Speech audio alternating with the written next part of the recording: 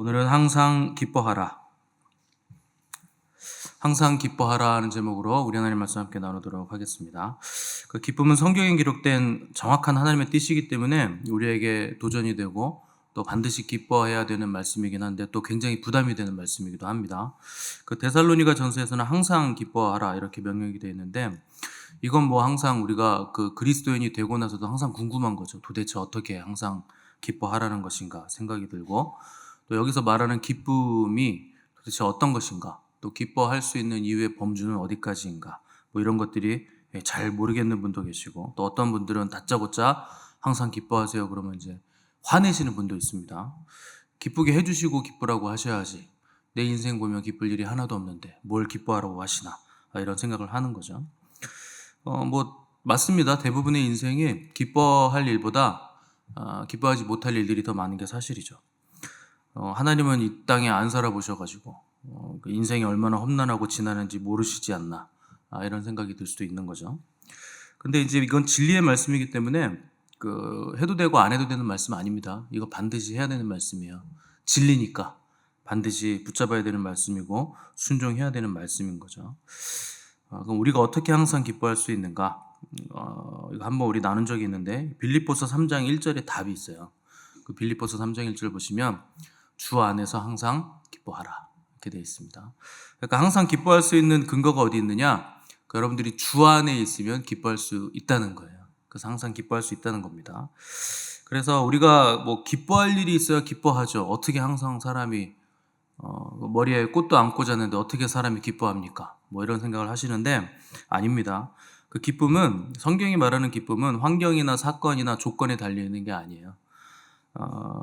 그냥 주 안에 있기만 하면 우리가 기뻐할 수 있다는 것이 그 진리의 말씀의 선포입니다. 그래서 가장 유명한 구절이 그 구약 성경의 하박국이죠. 그 무화과 나무 잎이 마르고 포도열매 없고 감람나무 잎사귀도 없고 열매도 그치고 논밭에 식물도 없고 외양간에 송아지 양떼 하나도 없어도 나는 기뻐할 수 있는데 누구 때문에 기뻐합니까? 여호와로 인하여 기뻐하리로다. 그러니까 여호와를 기뻐하는 것이 우리의 힘이라.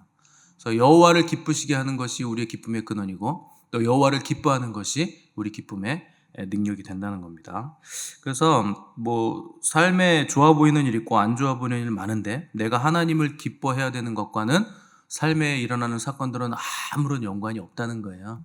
기쁨의 근원은 우리 삶 속에 일어나는 그 어떤 사건이나 조건이나 환경이 아니라 하나님 되심, 그분이 나의 하나님이신 것, 그것으로 인해서 우리가 항상 기뻐할 이유가 되고 근거가 된다는 거죠. 이걸 이제 바울이 다른 표현으로 하면 누구든지 그리스도 안에 있으면 새로운 피조물이라. 새로운 피조물이라는 건 무슨 뜻이냐면 새로운 피조물이 됐기 때문에 새로운 종류의 기쁨으로 나는 기뻐할 수 있는 사람이 되었다 하는 뜻입니다. 그래서 그리스도 예수 안에 있는 생명의 성령의 법이 죄와 사망의 법에서 나를 해방하였기 때문에 이 구원의 기쁨으로 인해서 나는 기뻐할 수 있다 하는 고백이 나올 수 있다는 거죠.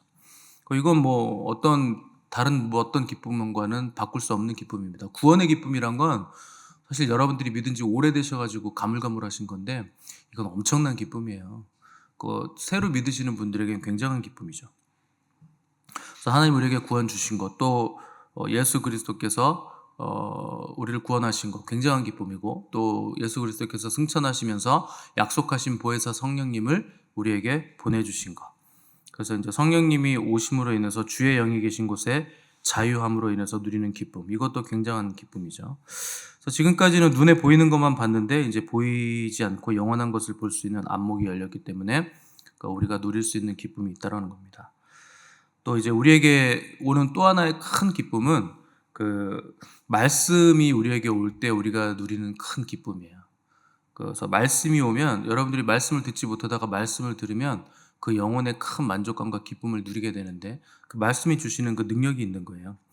그래서 하나님의 말씀은 1.1획도 떨어지지 않는 영원한 말씀이기 때문에 말씀으로 내가 기쁨을 누리는 순간 그 기쁨은 영원한 겁니다. 그래서 하나님 아버지와 아들 되신 예수 그리스도 말씀 하나님과 또 성령 하나님께서 총동원되셔서 삼일체 하나님이 우리에게 오신 그 기쁨, 이것이 항상 기뻐하라는 기쁨의 근거, 이유가 되는, 유일한 이유가 되는 거죠. 당연히 세상이 주는 기쁨이 있습니다. 뭐 월드컵 끝났어요? 끝났습니까? 아, 예. 언제 시작해서 언제 끝났어요? 아무튼 뭐 월드컵을 한다고 하던데 뭐 그런 거 스포츠 보면 기쁨이 있죠. 만약에 뭐 우리나라가 뭐 어떻게 되는지 모르겠지만 뭐 꽤나 많이 올라갔다 그러면 기쁠 것이고. 그래서 2002년인가 여러분 난리가 났었잖아요. 온 나라가 다 뒤집어졌는데. 그것도 이제 기쁨을 주고 뭐 이렇게 영화 같은 거 문화 생활을 해도 기쁨을 주고 뭐 나쁘게는 성적인 일탈을 해도 쾌락이 있습니다. 그것도 일종의 기쁨이죠. 근데 이제 그런 기쁨들은 분명히 한계가 있고 우리를 이제 더 나쁜 곳으로 몰고 가고 사람의 영혼을 완전히 나쁘게 만든다. 그래서 파괴적으로 만든다는데 그 기쁨에 함정이 있는 거죠. 그래서 세상 쾌락의 특징은 쾌락 이후에 찾아오는 허무함과 허탈감이 굉장히 크다는데 그 함정이 있습니다. 그래서 뭐 대표적인 게 뭐 극단적으로 가면 마약이죠. 그러니까 마약을 하면 더 큰 쾌락이 없는데 이 지구상에서 느낄 수 있는 건 이제 그거 외에는 없잖아요. 그 이상은 없잖아요. 근데 손을 대는 순간 인생이 끝장나는 거예요. 그 뇌가 분비할 수 있는 도파민의 한계치까지 한꺼번에 쏟아내는 거기 때문에 그 다음부터는 일상에서 느끼는 소소한 기쁨들을 전혀 느낄 수가 없습니다. 도파민의 양이 너무나 적은 거예요. 일상의 기쁨들로 나오는 도파민은. 그러면 이제 이렇게 사람과의 만남에서 느끼는 기쁨이라든가 누군가에게 선물을 받았을 때 느끼는 기쁨이라든가 이런 기쁨들은 전혀 느끼지 못하는 기쁨 마비 상태가 되죠. 오로지 다량의 도파민이 분비될 때만 기쁨을 느낄 수 있게 되는 상태가 되기 때문에 그 인생이 완전히 망가지는 건데 이것이 마귀가 우리에게 주려는 세상 쾌락의 끝이죠. 그래서 결국 사람의 인생을 파탄시키고 파괴적으로 만들어서 인생을 망가뜨리는 거. 마귀의 노림수입니다. 그래서 세상에서 사람이 진정한 기쁨을 누릴 수 있는 게 거의 없어요. 가장 근접한 게 뭐냐면 하나님이 주시는 기쁨에 가장 근접한 게 사랑이에요. 사랑. 그래서 사랑이 가장 근접한 겁니다. 그래서 하나님이 저와 여러분을 기뻐하시는데 하나님이 충만하시기 때문에 그분은 스스로 충만하시기 때문에 뭐가 필요치 않아요. 뭐 우리의 사랑이 필요하시다거나 그것 때문에 뭐가 나아지시거나 그러지 않는데 하나님이 우리를 기뻐하시는 것은 우리를 사랑하시는 하나님의 사랑 때문에 기쁘신 거예요. 당연히 우리가 그 사랑에 반응해도 하나님은 기뻐하십니다. 그러니까 사랑이 하나님을 기뻐하게 하고 또 하나님의 사랑이 우리 기쁨에 또한 이유가 되는 거죠. 그래서 사람도 사랑하는 사람부터 사랑에 응답받으면 이렇게 기쁘잖아요. 근데 하나님은 그걸 기뻐하신다는 거예요. 그래서 우리가 하나님 사랑에 응답하는 가장 대표적인 반응이 뭐냐? 그게 예배입니다. 영어로 하면 워십이 되는 거고 우리말로 하면 예배가 되는 거예요. 예배가 하나님을 가장 기쁘시게 만드는 사랑의 반응이죠. 그래서 그 워십을 예배를 얼만큼 온전하게 드리느냐 이것이 하나님이 우리에게 주신 사랑에 얼만큼 온전하게 반응하느냐 하는 그 반응이 되는 거죠. 그래서 하나님 우리를 지으신 목적은 하나님의 찬송 부르게 하려 하심이고 또 우리를 창세전에 택하셔서 구원하심도 사랑하시는 자 안에서 우리에게 거저 주시는 바 그의 은혜의 영광을 찬송하게 하려는 것이다. 이렇게 성경에 기록하고 있기 때문에 우리가 찬송하고 예배하고 하나님 경배하는 거 이게 하나님이 우리를 지으신 목적이요 우리를 기뻐하시는 이유가 된다는 겁니다. 시편 95편 6절 보시면 오라 우리가 굽혀 경배하며 우리를 지으신 여호와 앞에 무릎을 꿇자 이렇게 되어 있어요. 여기 보시면 경배라고 되어 있죠. 이게 이제 샤하크라 그래서 엎드려 절하는 거, 또 무릎을 꿇는다 하는 거 이제 그 다리를 이제 꿇어서 앉는 거, 뭐 이런 자세들이 나오죠. 이게 하나님의 사랑에 반응하는 합당한 자세입니다. 이건 뭐 전통적인 자세예요. 그래서 하나님 우리를 지으셨기 때문에 당연히 우리가 하나님을 경배하는데 왜 그러냐? 그분은 우리의 하나님이시요 우리는 그의 기르시는 백성이며 그의 손이 돌보시는 양이기 때문이라. 그러니까 하나님이 우리를 지으신 분이시고 우리를 돌보시는 목자 되시고 우리는 그분의 양이기 때문에 우리가 그분 앞에 엎드리고 그분 앞에 무릎을 마땅히 꿇어야 된다. 이게 하나님의 사랑에 대한 그리스도인들의 합당한 반응이라 하는 것이죠. 그래서 우리가 항상 기뻐할 수 있는 이유가 뭐냐? 하나님이 우리의 목자이시기 때문에 우리의 하나님이시기 때문에 우리는 하나님을 기뻐할 수 있게 됐다는 겁니다. 그래서 뭐 믿은 지 오래돼 가지고 뭐 이렇게 당연한 얘기를 저렇게 장황하게 심각하게 하시나 이렇게 생각하실 수 있는데 만약에 그러시면 둘 중에 하나예요. 하나님이 전혀 기쁘지 않으면 열심히 믿지 않거나 신앙이 병들었거나 하나님을 아예 안 믿거나 둘 중 하나입니다. 그래서 기쁘지 않으면 내 신앙에 문제가 있다라고 생각하셔야 되고 한 번도 기쁜 적이 없었다면 내가 하나님을 믿고 있는지 돌아보셔야 돼요. 그러니까 하나님을 믿는다는 건 기쁨으로 충만해지는 겁니다. 하나님을 믿으면서 하나님을 기뻐하지 않으면 여러분 다른 것으로는 기뻐할 수 있는 방법이 없어요. 이방 종교들은 자기 신들을 믿을 때 기뻐서 믿는 거 아닙니다. 그 공포와 두려움의 대상이기 때문에 자꾸 빌고 바치는 거지. 그래서 내 인간 욕구와 욕망을 실현하기 위해서 그렇게 이제 절절 매는 건데, 하나님은 그렇게 믿지 않아요. 우리는 하나님을 기뻐하면서 믿는 거예요. 여호와를 기뻐하는 것이 우리의 힘이기 때문에 기뻐하지 않는 하나님은 나에게 하나님이 아닙니다. 그래서 반드시 기뻐하셔야 돼요. 하나님이 우리를 사랑하시되 하나님의 100%의 충만의 사랑으로 우리를 사랑하시기 때문에, 그래서 우리도 감사와 찬송과 기쁨의 반응으로 하나님을 기뻐해야 된다는 거죠. 그래서 하나님을 사랑하면 기쁨이 오게 돼 있어요. 사랑 안에는 두려움이 없고 온전한 사랑은 두려움을 내어쫓기 때문에 우리 안에 두려움이 사라지고 기쁨이 충만해지는 겁니다. 항상 말씀드리지만 두려움은 죄라 그랬어요. 두려우면은 형벌이 따릅니다. 그래서 두려우면은 형벌이 따르기 때문이라 성경이 정확히 규정하고 있기 때문에, 형벌이 뭡니까? 그 죄라는 뜻이에요. 그래서 하나님을 믿는데 하나님이 두렵다면 그거 잘못 믿는 겁니다. 경외함과 두려움은 또 다른 겁니다. 경외함은 하나님을 엄위하신 분으로, 두려운 분으로 또 온 우주의 창조주로 우리가 인지하는 것이고, 두려움은 무서워하는 거예요. 그래서 하나님을 기뻐하려면 여러분들이 뭐가 필요하냐면 하나님이 어떤 분이신지를 아셔야 돼요. 그러니까 하나님을 아는 것이 영생입니다. 그러니까 하나님을 모르면 영생을 누리지 못해요. 그래서 반드시 여러분들 하나님을 아셔야 돼요. 근데 하나님을 알지 못하고 알려고 하지도 않으면서 내가 하나님을 기뻐하려고 하는 거 굉장히 이상한 겁니다. 그러냐 앞뒤도 없는 거예요. 말이 안 되는 거예요. 하나님을 찬송한다는 건 하나님께 사랑 고백 드리는 거거든요. 그렇잖아요.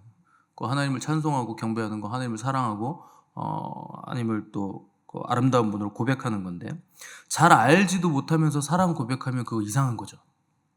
그럼 지나가는 사람한테 갑자기 잘 알지도 못하는 사람한테 사랑 고백하면 뺨 맞습니다. 근데요, 그리스도인들이 하나님을 그렇게 믿습니다. 하나님을 아는데 전혀 열심이 없어요. 그래서 우리 지금 양육반 열심히 9주 동안 했는데 기독교 본질 가운데 딱 하나 했잖아요. 뭐였습니까? 삼위일체 하나님 하고 있잖아요. 그거 딱 하나 하고 있잖아요. 9주 동안. 내일 이제 10주 하고 끝나는데 삼위일체 하나님만 10주 동안 했는데도 잘 모르겠죠. 너무나 많은 내용을 다뤘는데, 그러니까 하나님은요 광대하신 분이기 때문에 여러분들이 영원토록 알아가도 다 알지 못해요. 근데 계속 알아가시는 것, 그래서 그게 영생이라는 거예요. 영원토록 알아가도 끝이 없으니까 하나님을 알아가는 자들은 영생의 삶을 사는 거예요. 계속 하나님을 알아가면서. 그래서 잘 알지도 못하고 알려고 하지도 않으면서 사랑 고백하려고 하시면 안 됩니다. 아주 이상한 거예요. 그건 미친 거예요. 그건 미친 사람이에요. 이상한 사람에게 사랑 고백하잖아요. 그래서 잘 알지도 못하는 사람이 나한테 와서 사랑 고백을 딱 하면 여러분들은 받아주시겠습니까? 도망가시겠죠.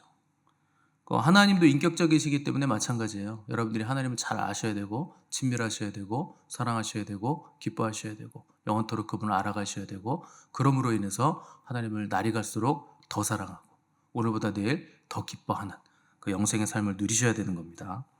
찬송도 마찬가지예요. 하나님 잘 알지 못하는데 하나님 어떻게 찬송합니까? 무작정 막 찬송해요. 하늘에 가득한 영광의 하나님. 뭐가 가득해요, 하늘에? 하늘에 가스가 가득합니까? 하나님의 방귀를 끼셔가지고. 뭐가 가득한지도 모르면서 하늘에 가득한 영광의 하나님 노래하는 거 이상한 거예요. 개인적으로 아셔야 돼요, 하나님은. 뭐가 가득한지. 노래는 많이 할 수 있습니다. 근데 그건 찬송은 아니에요. 연주는 할 수 있죠.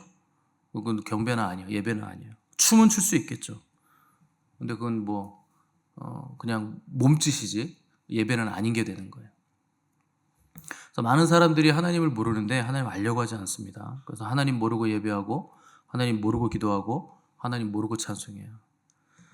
교회에서 예배하면서 하나님 모르고 예배하면 그건 상상 속의 신을 예배하는 겁니다. 왜냐하면 그건 진짜 하나님이 아니잖아요. 그러니까 여러분들이 하나님 잘 모르시면서 하나님 예배하면 반드시 여러분은 누굴 예배하느냐? 내가 만들어낸 상상 속의 하나님을 예배하게 돼 있어요. 그걸 뭐라고 부르냐면 전문용어로 우상이라고 불러요. 내가 만들어낸 하나님, 내 상상 속의 하나님. 이미지입니다. 이미지로 내가 만든 거예요. 여러분 하나님 딱 생각하면 무슨 이미지가 떠오릅니까? 하얀 옷 도포자락 입고 수염 이렇게다가 하얀 수염 나가지고 어디 앉아 계시고 이놈 하고 있지 않아요? 대개는 그렇게 생각합니다. 그건 하나님이 아니에요. 그래서 하나님은 나의 하나님이셔야 됩니다. 그 하나님 여러분들이 하나님이셔야 돼요. 누가 얘기한 하나님이 내 하나님 아니에요. 목사가 앞에서 아무리 하나님에 대해서 떠들어도 그건 나의 하나님이 아니죠. 여러분들이 만나신 하나님만 여러분의 하나님이세요. 나의 하나님이 있어야 확신이 있고 쓰러지지 않아요. 남이 얘기한 하나님만 듣고서 내가 어떻게 확신을 가집니까? 그건 나의 하나님이 아닌데.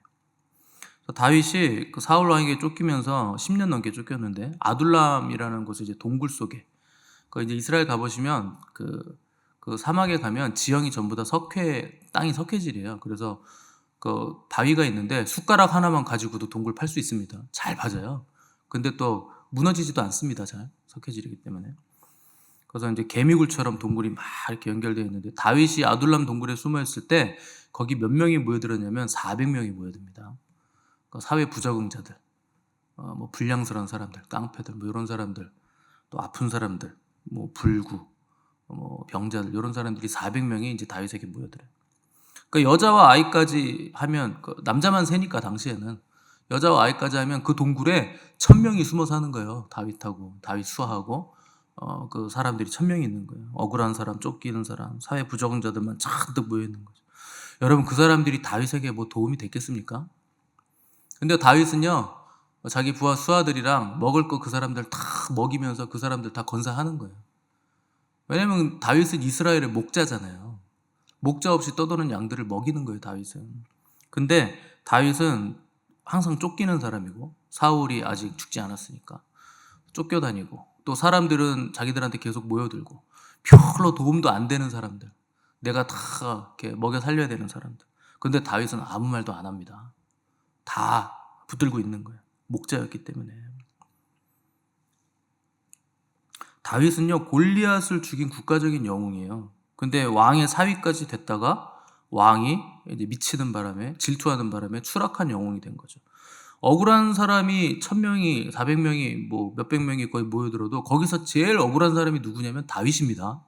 왕으로 기름 부음 받았어요. 이미 왕으로 임명 받았는데 쫓겨다니는 거예요.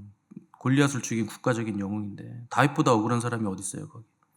근데 다윗이 그 추운 새벽에서 아둘람 동굴에서 무슨 찬송을 들었냐면 하나님이여 내 영혼이 확정되었고 확정되었사오니. 그렇게 새벽에 어스름한 추운 새벽에 찬송을 드린 거예요. 그러니까 여러분 인생의 동굴로 들어가서 숨고 싶은 위기의 순간에 다윗은 그때 어떤 사람이었느냐? 진정한 예배자였다는 거예요. 하나님을 기뻐하는 진정한 예배자였다. 상황과 환경이 아무것도 다윗을 절망시키지 못했다는 거예요. 왜냐하면 기쁨의 이유, 찬송의 이유가 어디 있기 때문에? 하나님께 있기 때문에. 어려서부터 예배자였고 목자였던 다윗이 모든 상황 속에서도 예배자였고 목자였다는 거죠. 그 왕이 된 후에도 예배자였고 동일하게 이스라엘의 목자된 삶을 살았다는 겁니다. 그러니까 다윗의 강점이 뭡니까? 언제나 결론은 하나님으로 끝난다. 하나님만 있으면 모든 것이 결론이 지어진다. 그래서 여호와가 나의 목자시니 나는 더 이상 부족할 것이 없어라. 이것이 다윗의 고백입니다. 이거 여러분들의 고백 되시기를 바랍니다. 하나님으로 결론나면 되는 거예요. 그러면 다 괜찮은 겁니다. 여러분 옛날에 기쁨이 있었던 거 추억해 보세요. 어떤 기쁨이 있었나? 남은 거 있습니까? 기쁨의 한 조각이라도 혹시 남은 게 있죠. 가물가물한 추억 몇 방울 남았죠. 그리고 그마저도 시간이 왜곡시켜서 다 왜곡된 기억이에요. 좋은 기억이지만 사실 그때는 그렇게 좋지 않았던 겁니다. 시간이 그걸 이제 미화시켰을 뿐이지. 변색시키고 왜곡시키는 거예요. 그거를 성경은 뭐라고 부르느냐? 변하잖아요. 썩을 것이라고 부르는 거예요. 완전하지 않기 때문에 변하는 거예요. 완전한데 왜 변합니까? 모자라니까 변하고 결국 변하는 건 썩어질 거죠. 사라질 거죠. 그래서 우리에게 주신 기쁨은 썩는 기쁨 아닙니다. 영원한 기쁨이에요. 그래서 우리에게 주신 기쁨은 갈수록 은혜 위에 은혜, 기쁨 위에 기쁨, 보람 위에 보람, 소망 위에 소망, 믿음 위에 믿음, 영광 위에 영광으로 우리를 이끌어가는 기쁨을 우리에게 이미 주셨다는 겁니다. 여러분이 기쁨을 느끼지 못하신다면 구원의 기쁨을 잃어버리신 거예요. 구원은 받았는데 구원의 기쁨은 사라진 거죠. 여러분 구원의 기쁨 회복하시기 바랍니다.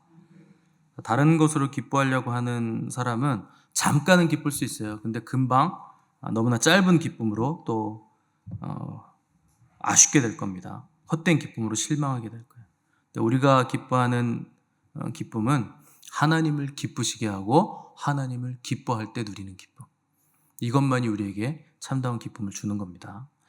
루시퍼라는 천사는 자기를 기쁘게 하려다가 자기가 영광을 받으려고 하다가 마귀가 됐어요. 원래 워시퍼였어요. 하늘에서 가장 높은 경배자였어요. 그런데 워시퍼가 루시퍼가 된 이유는 뭐냐? 자기가 기쁨을 스스로 충족시키려다 그렇게 된 겁니다. 여러분 내 기쁨을 내가 느끼려고 하지 마시고 하나님을 기쁘게 하시기 바랍니다. 그럼 여러분 자연히 기쁘게 돼 있어요. 그래서 하나님을 기뻐하시고 자기를 기뻐하려고 하시면 안 돼요. 자기를 기뻐하려고 하면 영원한 결핍으로 떨어집니다. 그게 마귀예요. 그래서 하나님을 기쁘시게 하심으로 영원한 기쁨 누리시기를 바라고 어떤 자리에서도 환경이나 상황에 묶이지 않는 하나님이 주시는 영원한 기쁨을 소유하시는 복된 저와 여러분들 되시기를 간절히 바랍니다.